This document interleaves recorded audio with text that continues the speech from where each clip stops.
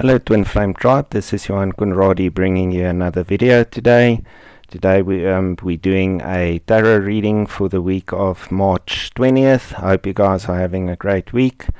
This is messages from the Divine Masculine to the Divine Feminine. I've already laid out the cards to save a bit of time on the video. So just some basic information. As you know, you and your twin are one soul incarnated into two bodies in the earth plane, two different polarities, the dualism of a singular monadic soul, the divine feminine being the positive polarity and the divine masculine being the negative polarity of the union. Let's look at the collective reading. Messages from the divine masculine to the divine feminine. So again, as always, I remind you that this is a collective consciousness reading. So if it's not relevant to you, just take the portions that do resonate with you, and let's take it from there. So let's see what we've got here.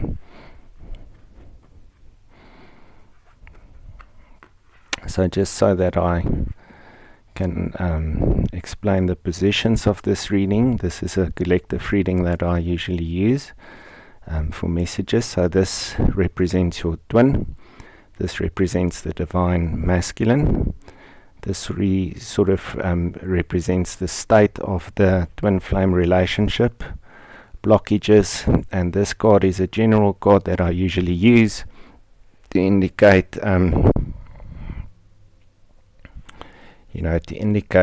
that card is a bit reflective. So there you can see that's the reverse Three of Wands. So this card over here represents general messages. So if we look at the reading, the divine masculine is represented by the Chariot card. So the Chariot card is represented by the number 7, which usually refers to results of some sort. The Sphinxes there are opposing forces. When the Chariot shows up in a reading, it usually shows lots of shifts between opposing forces within the person. Let me hold it up for you guys so I can just see. So it usually shows quite a lot of opposing shifts, lots of emotions to deal with, ups and downs. There's movement within the inner space.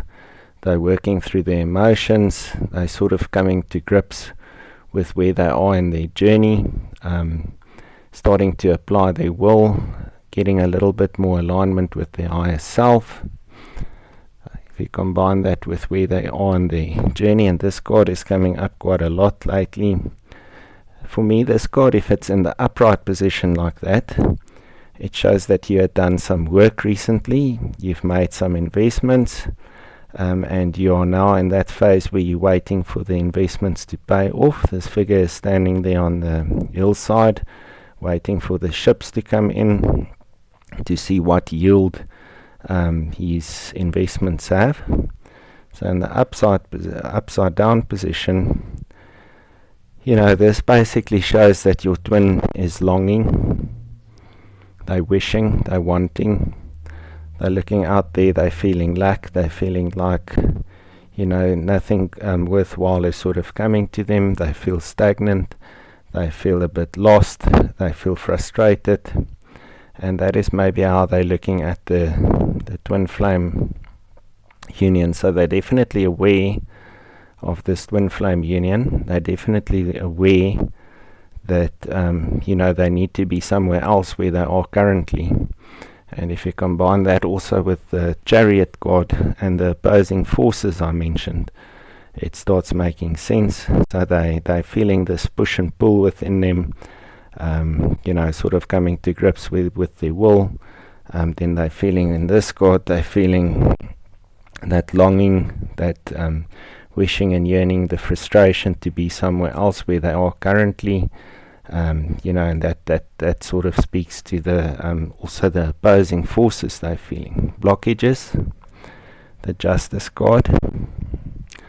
Now, the justice card is all about finding truth. It's about measuring the current situation. It's basically to assess whether you're being honest with yourself. That sort of justice, to find the truth within a situation. They may be fearful because this card is in the blocker phase. So it might be that they're having trouble to be honest with themselves, honestly explaining to themselves why they're feeling this way, why they're having these opposing forces within them that's pushing and pulling. It might also be fear. So that card also usually comes up in my experience when there's fear of judgment involved, where they sort of know they maybe did some bad stuff in the past, they maybe mistreated their twin, are fearful of that twin's judgment, and that is sort of keeping them from progressing forward to doing what they actually want to do. This card shows that they've been feeling quite heavily burdened, like they've been carrying a heavy load, and this card goes quite nicely with this justice card. So they may feel burdened. They might also be judging themselves very harshly, and carrying that load, and they might be feeling remorseful for things they've done in the past, and that is also causing the opposing forces there, but that is coming into alignment. So the justice card is also upright. So it shows that they are actually coming to grip, and that is maybe why they're starting to realize that they need to be somewhere else where they are currently. Currently is not the right place where they're supposed to be, and that burden is getting quite heavy to carry, and that is why this card, which is also a card of movement and progression, is sort of there. And the warrior carrying the wand shows that he is like acting from higher will, and making that happen. So all in all, not a bad reading. It's quite positive. It's sort of showing progression in their state of mind, where they're at. Maybe if you and your twin are in separation, it shows that they're definitely thinking of you. They're longing for you. They're longing for that union. They like being more honest with themselves, judging themselves still quite harshly, maybe being fearful of your judgment, and that's a heavy burden to carry. But overall, they're coming to grips with those feelings within themselves, and overall moving in the right direction. Right, so if we now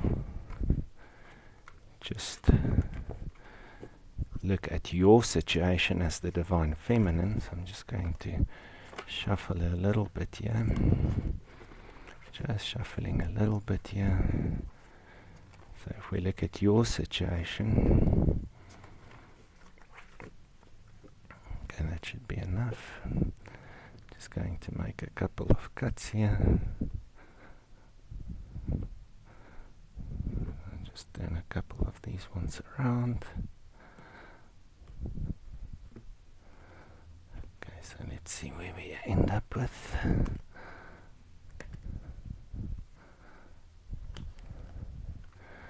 Right, so if we look at your situation, messages from the Divine Feminine to the Divine Masculine. Right, let's see what we've got here.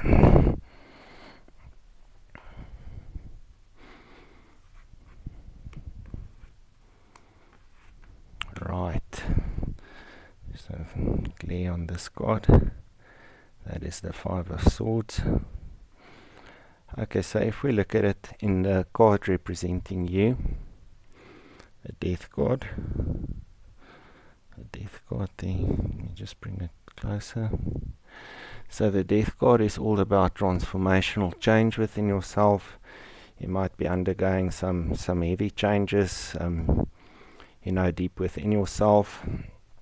Purification changes, gathering sort of new perspective on the situation, feeling more hopeful than you had previously, sort of letting go of your ego more and more, detaching more and more, feeling that you're actually progressing, that you're starting to live more and more in line with your higher self. That is then also feeds nicely into this card, which represents the sort of your view of your twin flame relationship, and that's the Five of Swords. That's picking up the pieces. The battle has been fought, past battles have been fought, won and lost. Not really, you coming to the insight that it wasn't really worth it. It's not really worth holding on to any of that, to let bygones be bygones, just to pick up the pieces, resolve conflicts of the past. Definitely not worth holding on to those past